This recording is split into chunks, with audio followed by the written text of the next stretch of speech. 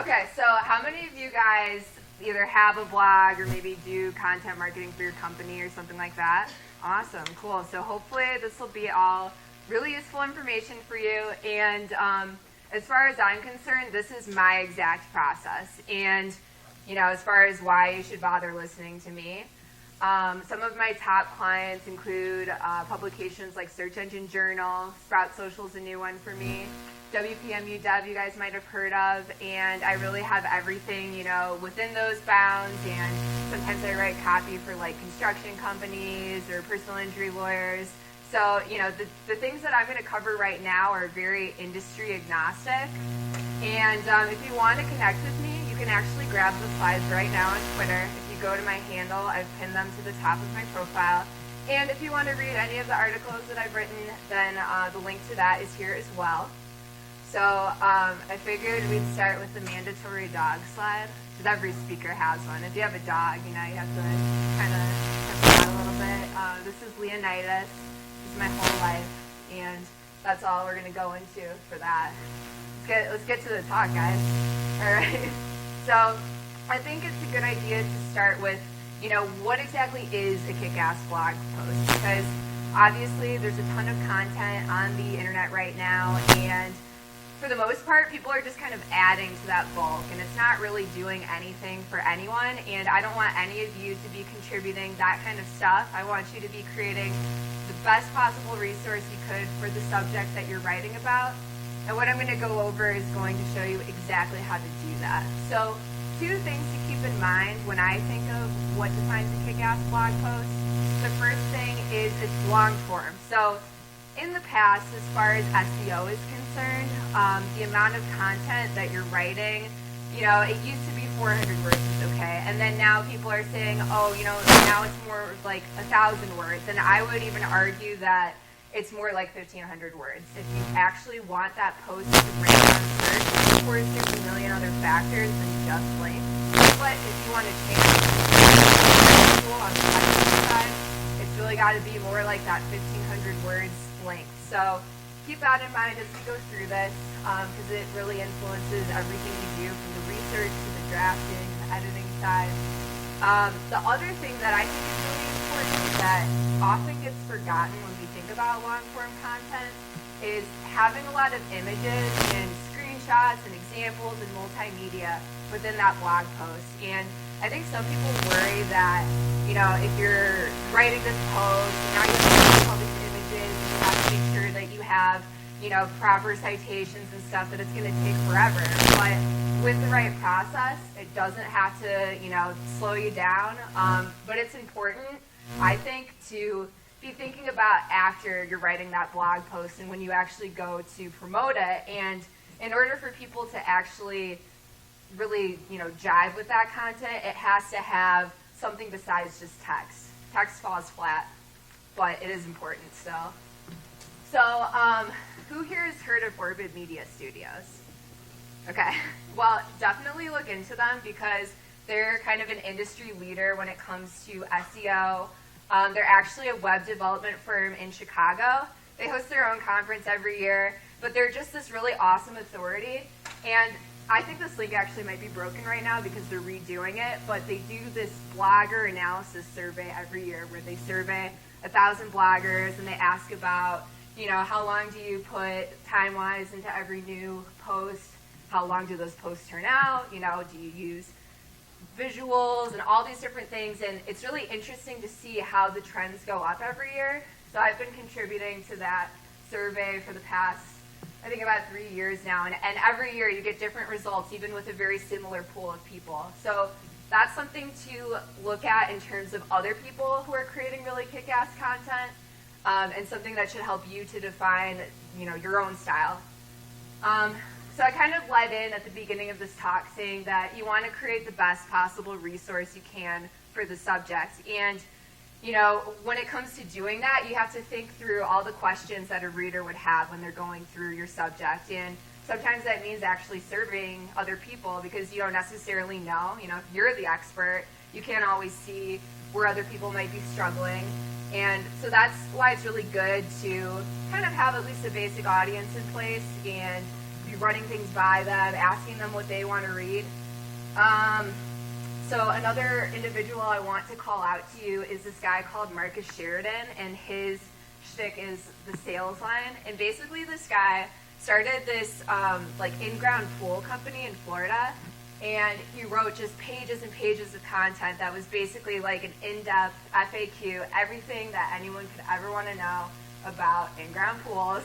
You know, not super exciting, but he ended up becoming one of the top, you know, pool installer guys in Florida.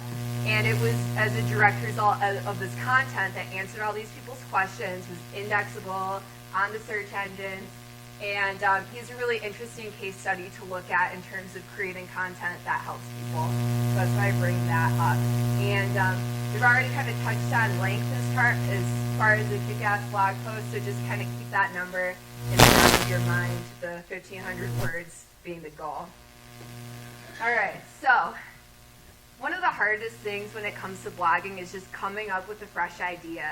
And like I said at the beginning of my talk, there's so much kind of like crap that's already out there, and you know, people create stuff just for SEO. You know, they're just trying to rank, they're just trying to get that post in before their deadline or whatever.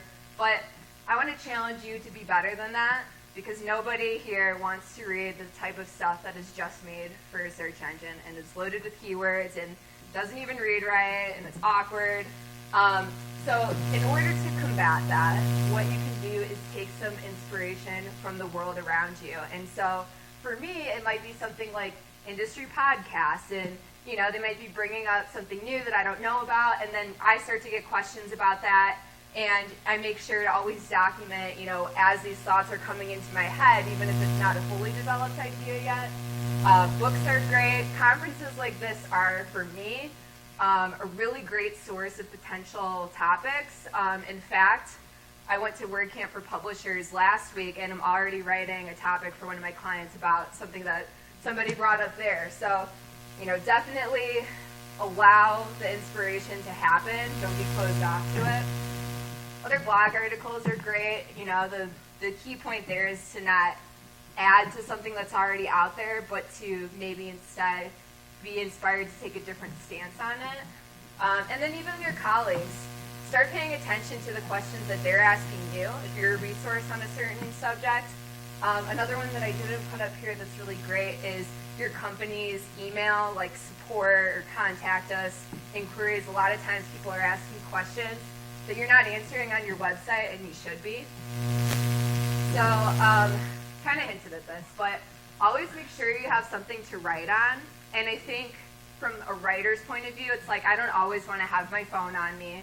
You know, I don't want to be tied to that if I'm in the zone.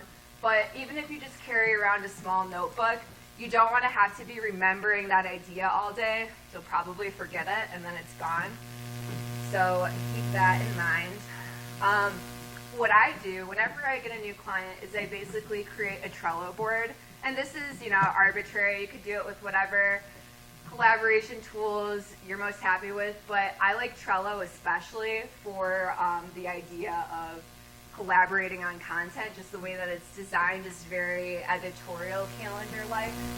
And what I do is I create different cards within each board. So each client would get a board, we collaborate there, and we'd both be able to put topics under this new topic ideas tab.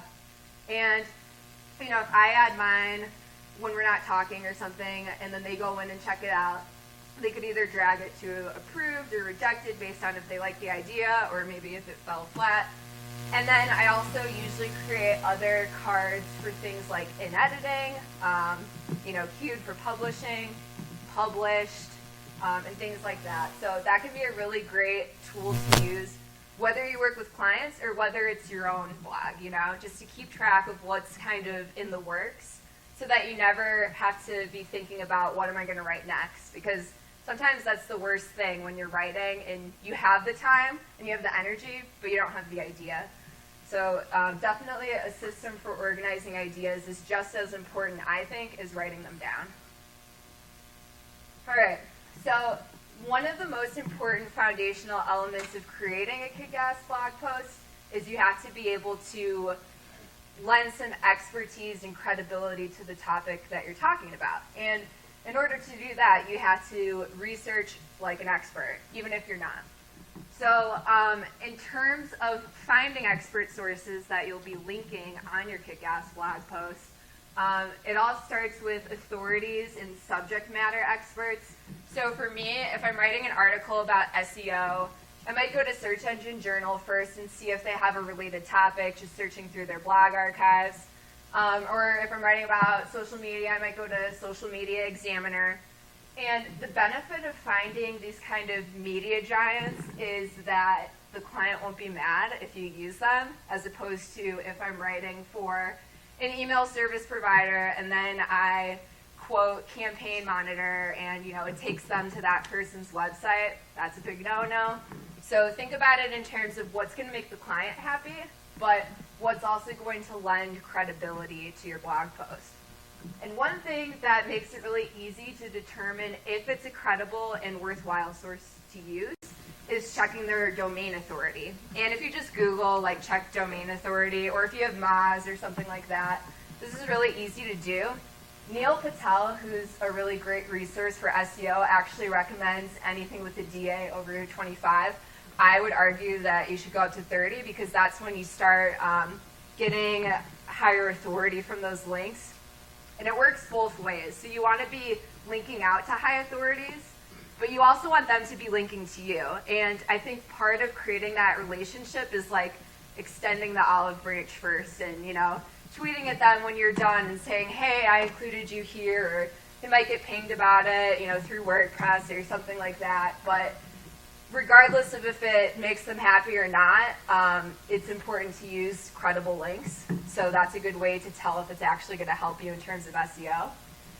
Another thing that's especially important whenever I'm writing about SEO is timeliness. And some industries, like SEO, like social media, like anything digital marketing, change really fast. So if I'm quoting an article from 2014, kind of makes me look dumb. So I try to stay current within 1 to 2 years instead. And even sometimes that's too long of a date range. So it really just depends on the industry and the specific topic that you're talking about. And then the last thing is kind of a subset of what I'm already talking about with the domain authority. Expert sources have a lot of people linking to them. And that's kind of what creates that metric of a higher or lower domain authority. So if you notice that somebody's linking to the same resource over and over again and they're a credible source, then that's definitely a sign that it's worth linking to, in general at least. All right, so this kind of goes along with the idea of inspiration. If you write within a certain niche, you want to definitely be following those newsletters and blogs. And if you hate clogging up your inbox, you could use something like Feedly to check the RSS feeds and just kind of browse through whatever news is most relevant to you. So keep that in mind. Make sure that you're staying current in your industry so that you don't miss great topic ideas. Just by staying in touch with what's going on around you can be a great source of ideas on its own without any extra effort. So besides Trello, if I have certain statistics that I really like that I know I can use for another client, I make sure to use tools like these. So Source is really cool. It's actually created for writers, for content creators, and it allows you to kind of highlight and create a snippet of the different sources that you're going through, and then to easily recall it again, you can tag things with certain categories. You can also do that with Evernote. I love Evernote. I use it for everything, even not writing. Pinterest is also really cool if I find something that is really useful in an overarching category like SEO, like social media. And it also serves the dual purpose of not only bookmarking it, but kind of acting as a social media activity for my followers. So, whatever works for you, find it. These are 3 things that I really like. When I'm writing a blog post for a client, I like to look through the existing content on their website to see if they've written about it before. If the topic's already agreed upon, then I can link to that and help with internal linking, which is really good for SEO. It helps the search engine kind of understand all the different connections within your website. But this is also really useful if you're pitching a topic to a publication that you want to write for. They will not think that you're doing your due diligence if you haven't checked to see if they've written about that topic. And, you know, it's not foolproof. If you use different words to describe a topic, it might not come up with this. But it's a great way to figure out, you know, where your opportunities are. And when you are creating the article, to find some internal linking opportunities. So, oftentimes when I'm writing content about a particular subject, I do draw inspiration from other topics that have already been written on it, but it's important to have a process around the inspiration that you take from other things, because otherwise that's plagiarism. So just, you know, don't be tempted to ever copy or spin an article. Even just slight rewrites is considered duplicate content on Google, and they're a lot smarter than you think, even though you probably already know they're really smart. You can also use these other articles to help you look for these quotes and stats that you'll be using as expert sources, and that's a totally great way to take inspiration from an article. But then while you're looking for sources and while you're reading these articles, they can be really helpful for you starting to create the structure for your article that you're going to write. And I think that's the next topic that I'll go over, is how to outline your post. So some people like to just go straight in and write it, and I think that's fine if that's what works for you. What works for me is having my topics kind of already bulleted out for me, some subheadings figured out. By creating a really good outline, you pretty much know exactly how the article is going to turn out, especially in terms of how long it's going to be. So if I know that I'm writing a 1,500-word blog post for a client, I can tell, you know, based on the number of subheadings, how much information I need, how much I still have to research, and things like that. So what I think is, if you do go the outline route, the goal of the outline is basically to set you up for success, and my sub-goal of that is I want to be able to create an outline that I don't need the internet to actually complete. So depending on, you know, how easily distracted you are by shiny, bright things, when you're going in and actually doing this research, you know, you're going to get distracted by Facebook, or, oh, that's a cool link, even though it's not related to what I'm doing, and we're all guilty of it. It's fine. But when I'm actually writing my article, I don't want to be distracted by any of those things, or else it's going to take 2 times, maybe 3 times as long. So I think the point of this is just know your weaknesses and kind of work around them. And the other benefit of doing something like this is if I am hitting some downtime, maybe, you know, I'm traveling on a plane, I can do my work and I don't need to, you know, buy $15 internet. So it's always a good thing. So here's the basic components that you should have in your outline to help you eventually write that kick-ass blog post. The first thing is, if I'm working with a client, or even if I've kind of created some notes for myself, is I write a brief, or I copy and paste the brief that they gave me. So this helps me not only to find direction for what I'm talking about or what I'm writing about, but it also helps me to check my boxes before I send that article into the client and make sure that I included every single thing that they asked for, so that they don't come back to me, you know, asking for where that might be. Another thing that I think a lot of writers kind of forget about is they're just sharing a Google Doc or a Word doc or something like that, is the metadata. And it's as simple as just reiterating the title and creating a meta description that is in some way going to grab people who are looking on search engines and make them want to click through. Different SEOs have their opinions about how important it is as far as using keywords in the metadata. I would argue that it's not that important, but if you can, do it. It's more important, though, to appeal to the human, because they're the people who are reading on the search engine, you know, the short description. And another thing to keep in mind is that you shouldn't just let it be the first couple lines of your post, because that doesn't really tell people anything, and it might cut off in an awkward spot. So try to think of your metadata in a similar way as your title. It's something that makes somebody want to actually read that article and make them want to click through.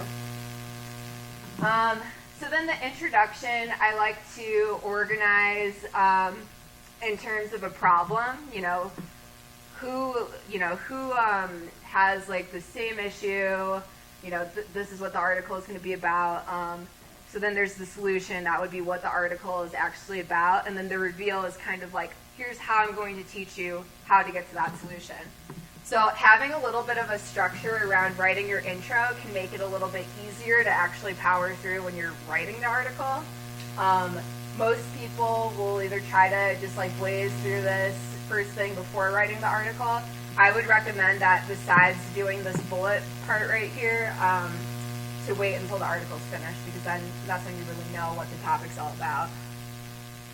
So for subheadings, I like to have about one subheading for every 1 to 200 words I'm going to be writing, and basically to create bullet points to support that subheading. And you can have as many or as little as you want. I think at some points during when you're actually going through and putting in the content that you'll eventually be writing, it can be tempting to actually go in and start writing the article. And my official stance on that is if you have the inspiration now, take it. But, don't feel like you have to rush through it right now, because there's another stage in the process for that where it'll be easier, more efficient, more productive. So, yeah, that's what I have to say about subheadings. The last thing I want to say about them is sometimes when you're researching, it's tempting to kind of like copy and paste like different types of text, and whether it's sources or someone said something really nice, and you tell yourself you're going to go in and change it later. But I think that actually hurts your first draft process if you have to stop and think about how to rewrite it. I would challenge you to rewrite any facts, nicely worded things, whatever, at this point, because it'll make you more efficient in the next step. Think of this kind of like the hardest part, basically. The outline is difficult. There's a lot to think about. There's a lot to remember to put in there. I actually have a template. If you click through near the end, I'll show you how to access it that you guys can use to create your outline. So don't worry about it too much so far. There is like a great process for doing it without having to overthink it. Basically, the conclusion is kind of the mirror image of the introduction. It includes a lot of the same things like the problem and solution, restating it. I mean, that's kind of, the same as high school English and turning in those sorts of papers. But one thing that you should also add at the conclusion is the next step. What do you want the reader to do? If you don't tell them, they're not going to do it. So 3 options I'll give you. The first one is a call to action to, for example, sign up for your newsletter, to maybe make a purchase, or to in some way build the relationship with you.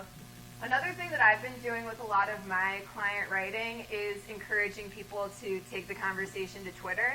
So I'll basically restate whatever I was writing about and say, what do you think about X? Share your opinion by tweeting at client name, and we'll share the best responses.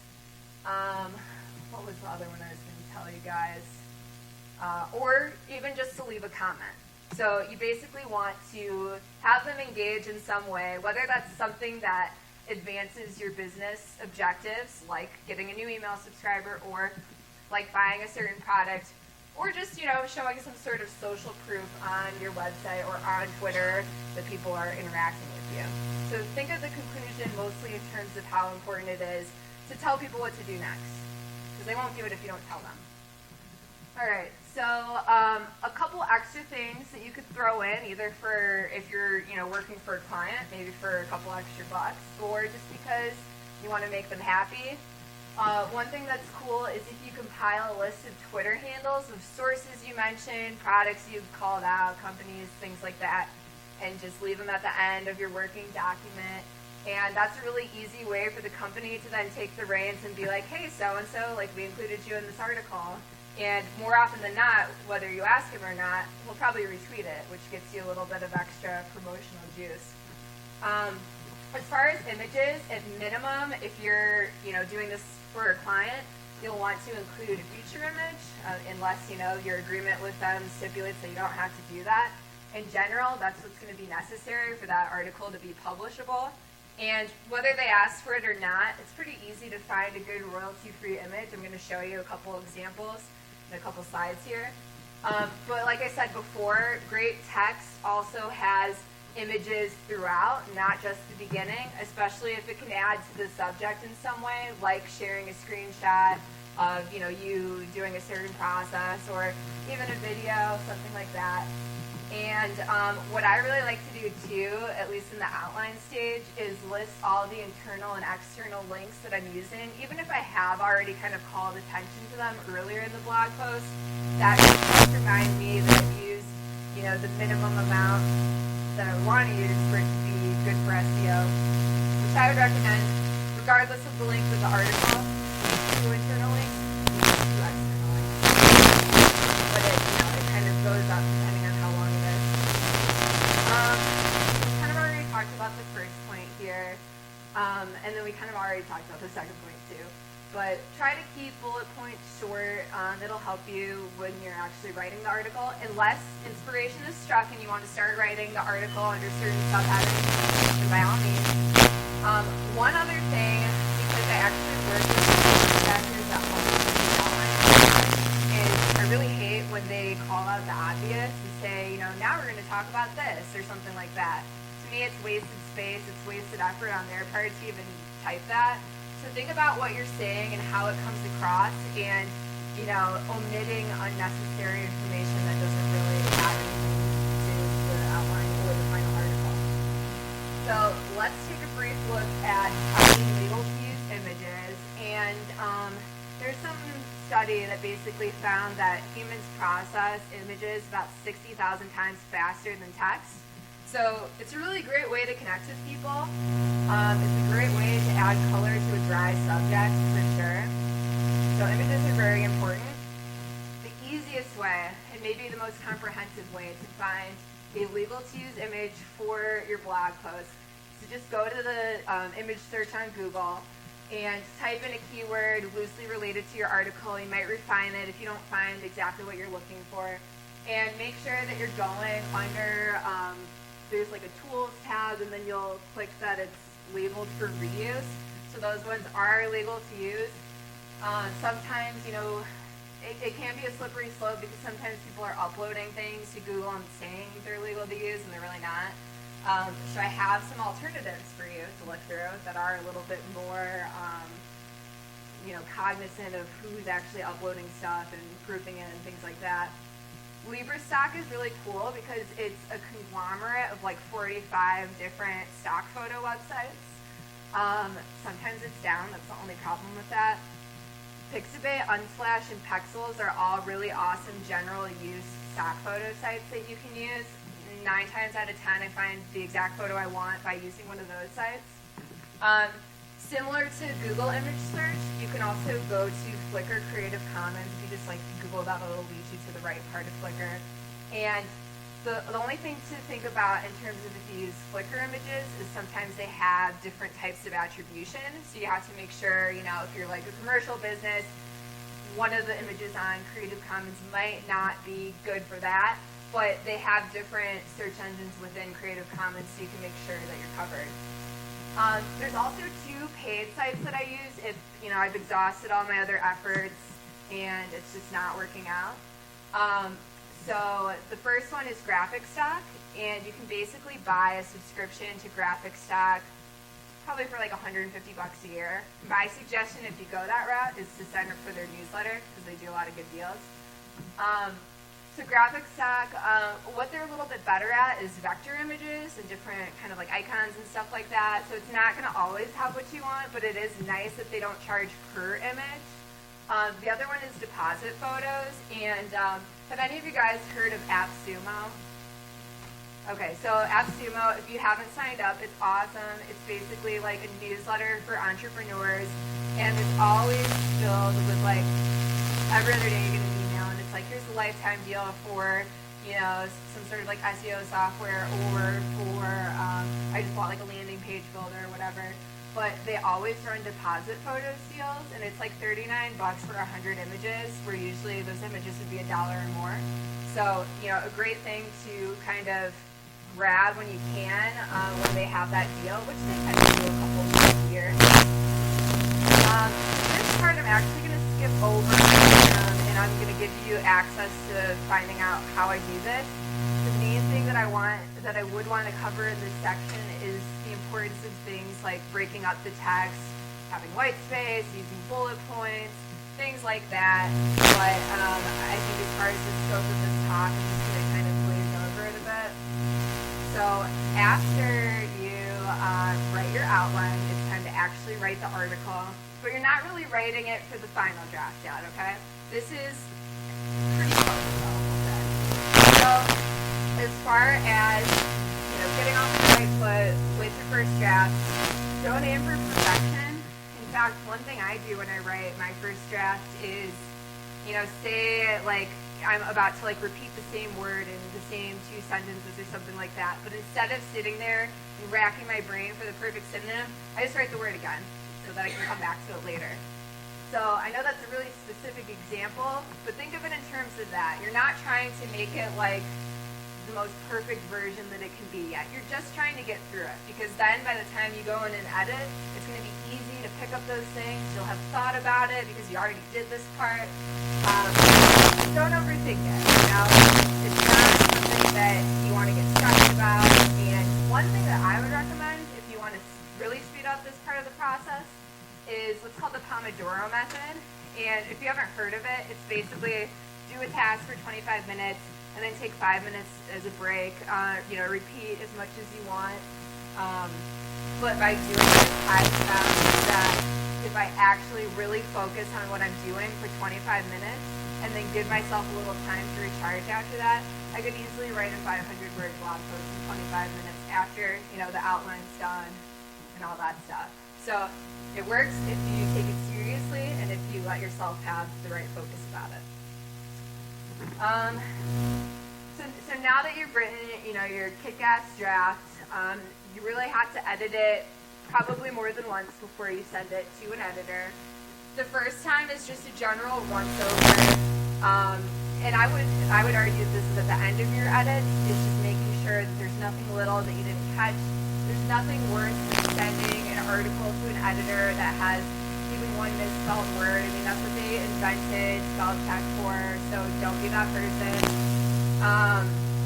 Also, another thing that I found is really helpful is just reading it out loud, because you catch all these subtle, weird nuances that you won't be able to catch if you're just reading it, silently in your brain. Make sure, obviously, to do an edit that's for spelling and grammar. Another thing that is really easy to miss if you're not used to having a process is parallelism. So, say, for example, I have 5 bullet points and 2 of them have periods. It's just a beginner's mistake, and an editor's going to look at that and be mad that you even turned that piece in without fixing that. Same thing with headings. They have to kind of make sense, in some sort of way. So find, a parallelism that makes sense for that. The last thing to consider at this point, at least as far as this talk, I've written this, done the research, it's very polished, but is it interesting? Or you can add to this ever-growing void of, crazy content. I think I read a stat the other day that something like 2 million WordPress posts are published every day. That's a lot. And some of it's in different languages that we'll never understand. Some of it's on topics that we'll never read. But even so, within your own niche, without a doubt, there's already too much. So whatever you can do to add value is very important. And not only is it interesting, but is it relevant to your target audience? And if you can't say yes to either of these things, then you're better off not publishing that post. So I'm going to end off here. Actually, there's one more thing after this. But I'm going to teach you a little bit about how to make your content SEO friendly and give it the best possible chance that you can to have it rank. Part of this stuff is really technical consideration, so it really depends, is your website mobile friendly? Does it load fast? Does it have a good user experience? Google's not only rating you on these technical elements through their algorithm, they also have human quality raters that go in and kind of check the algorithm against the assumptions that we're making. So even if you are technically all in the right, you have to worry about the humans, not only the readers, but the quality raters. So I'll start off with a note on keyword research, and I would say that it's best done do could totally redefine the topic that you're talking about. You never want to try to push for something that's just never going to rank. But I would recommend that you save the research until, it could be before the outline, but sometimes I wait till after the outline is done, because you can reposition, based on the stats that you have, but once the article is written, then it becomes really difficult. When it comes to choosing keywords, big is bad. So, this basically takes you through how you would go from too big to like really awesome and really pertinent to the exact right person. And what you have to think about is sometimes having a really high search volume isn't actually beneficial to you, because those people might be too general, like food recipes. That could be any of us, right? But then, we get to healthy. Maybe, some people in the room are more concerned with that than others, and so, this topic would be more relevant to them. And then we have, people who want to be healthy, but they're also gluten-free. And then we have the people who are healthy, gluten-free, and they like chocolate chip banana bread. So you got to be thinking about your exact perfect customer and how beneficial it would be to target that person exactly and how to come into that versus targeting food recipes, getting 1,000 people and then them bouncing and leaving and pretty much affecting your way and not converting. Because at the end of the day, you're writing a blog because you're trying to create some sort of conversion here. Food recipes is just not going to do it. Another thing that you have to think about that a lot of people gloss over when it comes to choosing, what is the person meaning in typing that in? Are they looking for a navigational element? Maybe your website is kind of hard to navigate. So if somebody was using this keyword, that would be a sign that you need to fix it. But, maybe it's something like, I don't know, an older person who doesn't know, where to find something on Facebook, so it's just easier to type it into Google, Facebook login, Facebook marketplace or something like that.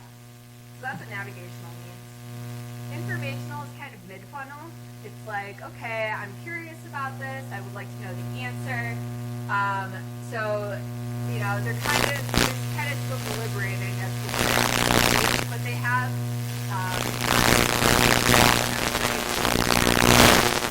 Anything that, for example, would be an informational post. So then the last one, which most people want to optimize for, but really also need to keep the informational in mind, is the transactional and commercial intent. And when you use these types of keywords, it's signifying that person is ready to make a decision, and maybe they're just looking for free shipping, or they're looking for a top 10 list so they can pick the number one, or they're looking for a discount, or they're looking for reviews.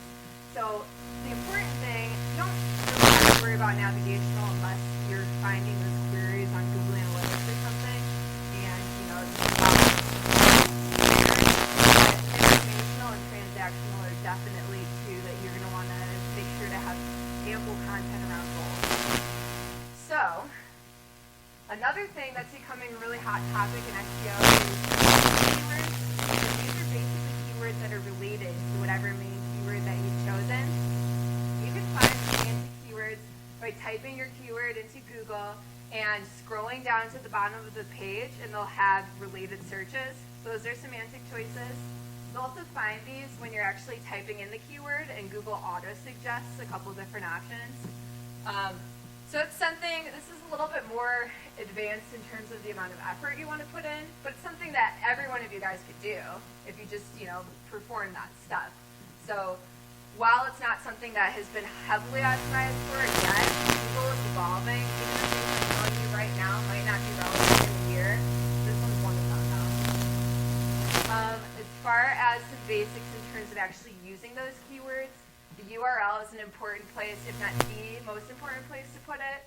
So make sure that you have the keyword at the end of the slug for your blog post, separated by dashes for each word. Another thing to keep in mind when you're defining the permalink structure for your blog is to get rid of the categories, get rid of the dates. Anything that slows Google down is bad for SEO, it's bad for the user experience. Even though it seems like a really small thing, it'll make your page load slower than it needs to be. Another place they should be are your title and heading. And if you're familiar with like tags as far as headings, ever have one H1 tag per page. More than that, uses Google. So just like URLs signify relevance to search, so does title heading significance. And oftentimes the heading tag and the meta title, which is what actually shows up on search, are the same thing. But you can actually change it. So say you optimize the title for SEO, but you want to have, a little more of a like a clickbaity title on your actual blog. You can do that with something like Yoast. And so we've talked about meta description. Add your keyword in if you can, but it's really more important to optimize for the person who's reading it. So we have subheadings. Very similar idea to the H1 tag. You can use the H2 tag, I would say as much as 10 times, and maybe cut it off after that. All the other heading tags without hurting anything on Google. You can use multiple of all these tags, unlike the H1 tag. Try to use your keyword in at least one of the H2 tags. One trick that I do is I just repeat the article title at the bottom of the post before I write my conclusion. So I'm just struggling to incorporate it. That's a great way to kind of conclude the article. Use it in your text. Don't overdo it. So make it natural. Don't stuff it. General opinion is 4 times per 500 words, but everyone's something different. This is called keyword density. So if you want to look it up after the fact and see what other people have recommended in terms of that, you can use that. If you can use your keyword with special text decorations like underlining, italicizing, and bolding, that's cool, but it's not necessarily necessary, but it can help a little bit. So we've talked a little bit about images, and not only are they important from the human side, they're also important from the text message side, or the SEO side, I mean. So basically, you have to define the images. They have to be the context that you give it. It starts with the file name, so make sure you use the file name before you upload it. You could also add it to the title. On most WordPress themes, the title for an image is invisible, so it's just kind of a little extra thing in the background. But also definitely the alt tag. And you should use the alt tag to definitely drive this by adding a keyword to that description. Do it for every image on the page, not just a featured image, and that'll help you immensely. So we're almost done here.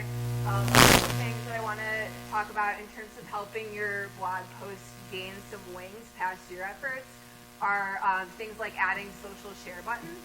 I really like Social Warfare because they have a lot of cool like skins and different themes that you can use, and they also add an element of social proof because they show how many people in a numeric term have shared your article on different networks. Click to tweet is also really cool, and if you use Social Warfare, it's included on that, but you can also use both of those plugins as free and paid versions with a lot of functionality on both. What you can do with click to tweets is kind of summarize statistics or cool quotes, and just they invite people to basically share them on Twitter with the link to the article. You should also set it up that it has your Twitter handle attached to it so you can track that. Don't forget Pinterest, because a lot of traffic can come from Pinterest if you're using it correctly. So make sure to add an image that's formatted in terms of Pinterest sizes, which are tall and not very wide, as opposed to the regular picture, it's more like a long rectangle. Pretty much my last slide here. A couple different things to think about. First off, if you're creating a blog post, I would highly recommend that ideally 20% of the time is spent actually creating the blog and 80% of your time is spent promoting it. Because if you put all your time into this really awesome blog post and it just kind of sits on your blog, it's not really doing anything for you. It's not going to benefit you in any way. It's going to be wasted time. So give it wings with these additional promotional tactics. Like I said before, gather those Twitter handles. We don't really it. One thing you guys might have heard of is comment pods. These are more popular for something like Instagram, where you basically collude with a group, probably in the same niche of writing, and different like Facebook groups will have stuff like this where it's like, share your latest blog link, and then everyone comments on each other's. So that kind of helps to strike the conversation. Another thing is to remember to send an email list, whether that's right after you write it or you can send. copy of your Twitter and Facebook pages so that when people are finding you there, that's the first thing they see. That'll help you get some initial traffic. Use hashtags on places like Twitter, so people will find you organically. Post on Google+, even though it's kind of a dead platform. Google gives some precedence to people that use their own stuff. It's as simple as if you're already using a social scheduling tool, just copy the same exact thing you're going to post on Facebook or LinkedIn. Publish to every social network. Don't forget about, if you have a really good Facebook presence, Twitter, LinkedIn. Try to get it everywhere so your whole audience has a chance to see it. Another tool that I like is called Missing Letter, and it's basically something that allows you to schedule out a year's worth of content. So it'll be like, one day after you post it, 7 days, and it kind of exponentially grows. You have 12 posts, but it's really cool because it creates these like quote image things, and I've found that by using this tool, which you'll have to investigate on your own if you're interested, but by using it, I've gotten a lot more engagement on Twitter than when I'm normally sharing my blog posts with, like the name of it and a hashtag or something. Buffer is really cool because after you tweet it or Facebook it or whatever from their interface, you can then re-buffer that content, which means that all you have to do is drag it back into your publishing queue. If you're familiar with the tool, that'll make sense. If not, you'll probably have to look into it a little bit more. But it's really awesome not having to, overdo your efforts. Another really useful thing from a conversion standpoint is to add a content upgrade at the end of your content. So say for example, I wrote a listicle or something like that. The content upgrade could either add additional list items, or it could just be a summary of what I've already talked about for later. Basically, you're telling people that they're going to get extra content in exchange for their email address. It's a great way to build that up without putting in a whole lot of extra effort, and just by making your content. Another thing that you should be aware of is Gmail, or Google rather, is cracking down on email pop-ups. It's actually bad for SEO, at least from a mobile search perspective, which you should worry about because most people are searching on mobile. So if you're using an email box to collect emails from your potential subscribers, you're going to get dinged, you're going to get a penalty. One thing you can do instead that Google has approved is use push notifications. Those kind of annoying things that happen when you go to a website that says allow or block updates from, this website, but they're actually really effective. Just like most people hate email pop-ups, probably hate push notifications too, but they work. So, can't argue with that, and Google has given them their blessing. So that's pretty much the end of my presentation. What I did is I've actually given this talk on Skillshare before, and it's recorded with that missing part about formatting for the web. But if you want this class for free, which is usually a premium class, but I made this special link, I want you to use it. So don't take this unless you're actually going to use it, because I only made 50 codes available, and they're only valid till the end of the year. So if you want the recap of all these slides, I do have the slides, so you can get those regardless. But if you want the recap with the content, and there's also something attached to that, like the outline that I talked about, stuff like that. Make sure to use it. Right now, you can grab it on my Twitter. But that is basically the end of my shtick. So if there's any questions, I'd love to, help you make some more kick-ass content. All right, we've got about 5 to 10 minutes for questions.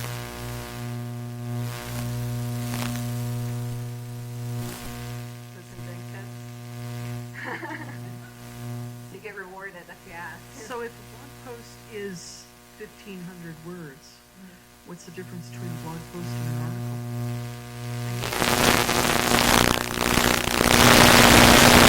I would say some people call an article maybe, something that's written in the third person completely. They, them, their, that sort of thing. I would say a blog post is usually written in the second person. What do you think? How would you use this? But I think it's really just a matter of semantics.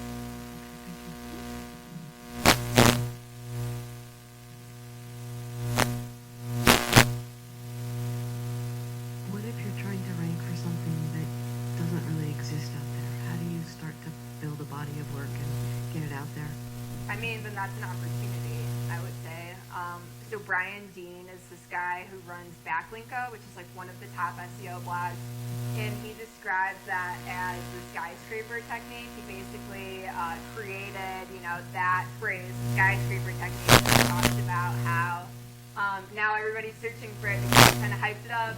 He invented it, So I think it just starts with just creating content for it, and then making sure that you use all these promotional tactics to let people know what it is, and then it kind of catches fire from there. But definitely first mover advantage applies in SEO. What are the tools that you use for your keyword research? So Google Keyword Planner is always like a great standard tool. If I had more money, I would pay for Moz or SEMrush, but you can try them for free. They have like 30-day free trials. One thing that I use, again, and it came from AppSchema, which does these awesome lifetime deals, is called SearchStat, and they're going to drop another thing like that next week. So if you want like a really cool SEO dashboard for keyword tracking, sign up for their emails now.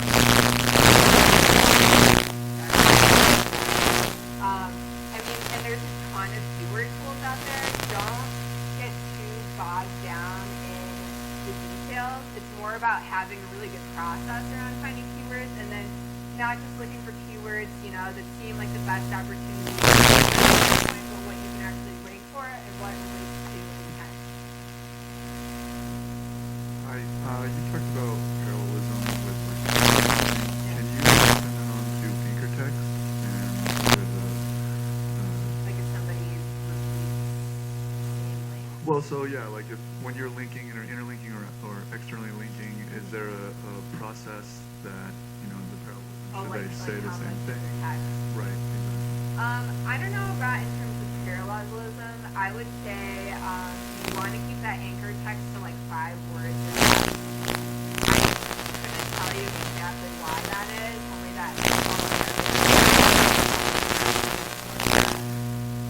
I think it's just because it gives people too much to think about. You overlink, people like a whole sentence versus a phrase.